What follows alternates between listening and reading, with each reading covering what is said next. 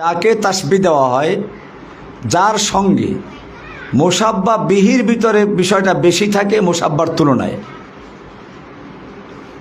যেমন জায়েদ বাঘের মতো, এখানে বাঘের ভিতর শক্তিটা বেশি জায়েদের তুলনায়, কিন্তু জায়েদের শক্তি অনেক বেশি, সেটা তুলনা করার জন্য বাঘের সঙ্গে তুলনা করা হয়েছে।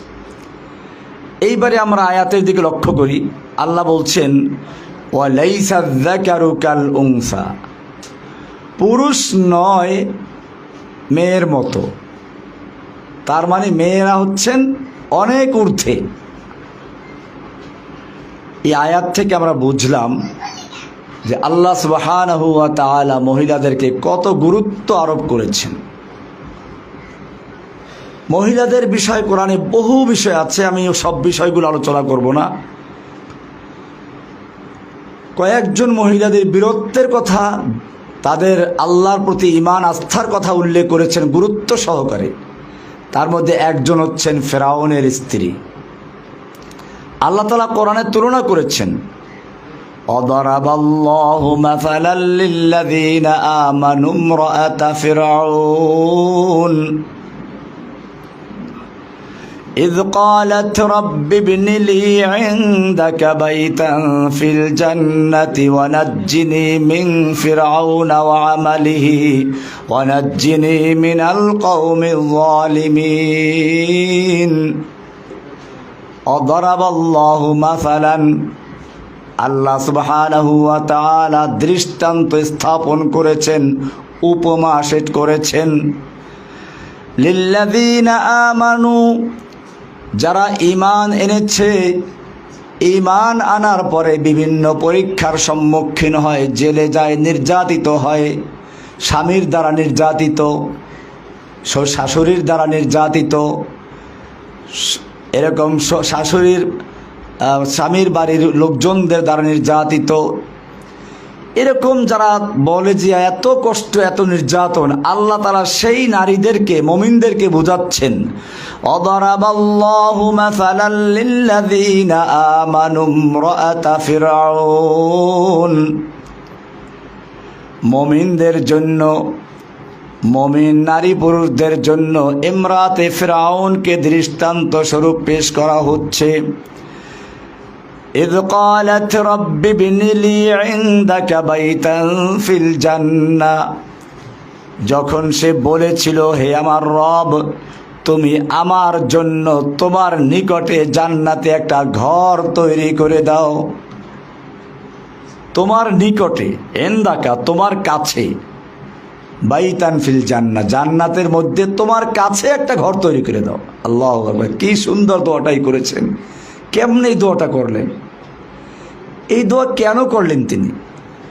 ফেরাউন সম্পর্কে আপনারা জানেন, ফেরাউনের অনেক চরিত্র আছে। কোরআনের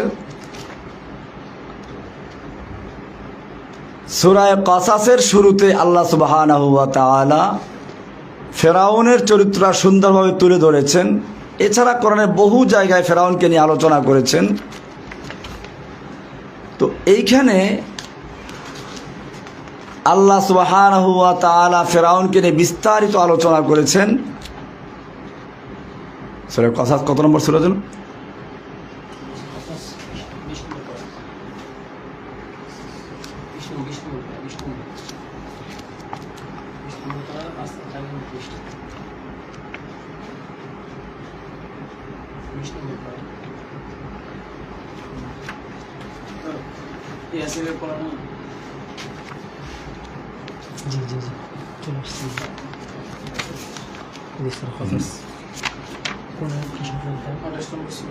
আল্লাহ সুবহানাহু ওয়া তাআলা ফিরআউন সম্পর্কে বলছেন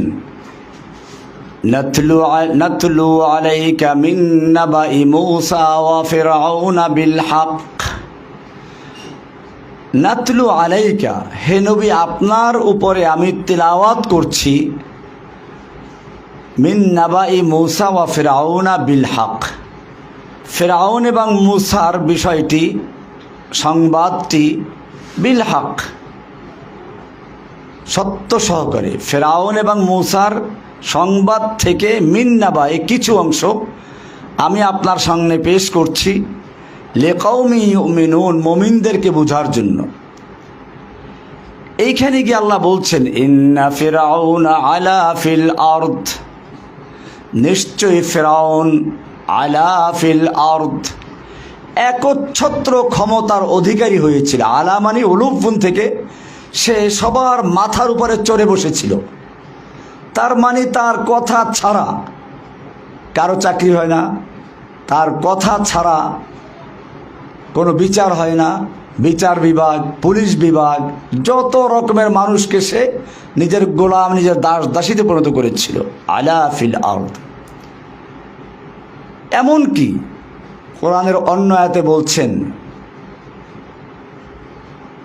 আনা রব্বুকুমুল আ'লা, যেটা সূরা নাজিআতের ভিতর আছে, ফাহাশারা ফানাদা, সে তার দেশের লোকদেরকে জড়ো করলো এবং ঘোষণা করলো আনা রব্বুকুমুল আ'লা, আমি তোমাদের মহান রব, সবচেয়ে বড় রব। খালি রব দাবি করলো একটা কথা ছিল, দাবি করে বসলো মহান রব, সবচেয়ে বড় রব। এরপরে আর এক আয়াতে আল্লাহ বলছেন যে ফেরাউন বলেছিল লাইনিত্তাখাযতা ইলাহান গায়রি, আমাকে বাদ দিয়ে যদি অন্য কাউকে ইলাহ বানাও, মাবুদ বানাও, উপাস্য বানাও, কারো বিধান মানো, লাআজআলান্নাকা মিনাল মাসজুনিন, তাহলে আমি একটা সোজা জেলে ঢুকিয়ে দেব। আমাদের দেশে দেখেন না, এক ফেরাউনই ছিল, মহিলা ফেরাউন, এও তার বিরুদ্ধে যে কথা বলতো তাকে জেলে ঢুকিয়ে দিত। এটা ফেরাউনের চরিত্র। এই ফেরাউন কিছু বক্তব্য দিয়েছিল, মদিনা সনদ দিয়ে দেশ চালাবে, অমুক তমুক করবে।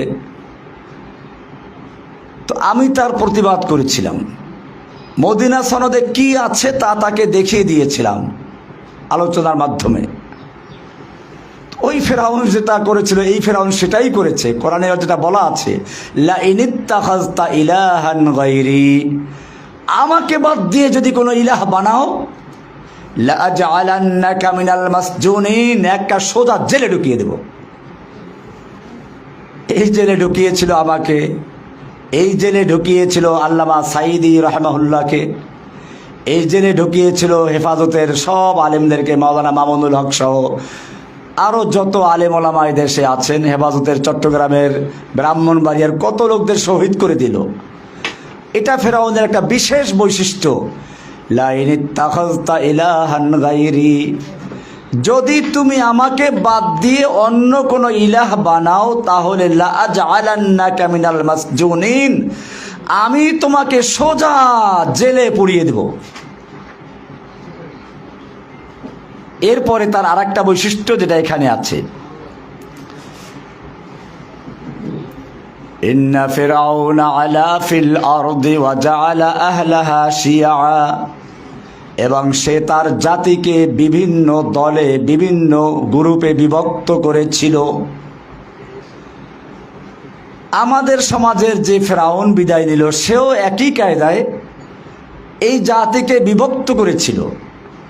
স্বাধীনতার পক্ষে, স্বাধীনতার বিপক্ষে, মুক্তিযুদ্ধের চেতনার পক্ষে, মুক্তিযুদ্ধের চেতনার বিপক্ষে, এই বিভিন্ন চেতনা তৈরি করে দিয়ে সে রাজত্ব কায়েম করেছিল ফেরাউনের মতো। ওয়া জাআলা আহলাহা শিয়া, সে তার জাতিকে বিভিন্ন দলে বিভক্ত করেছিল।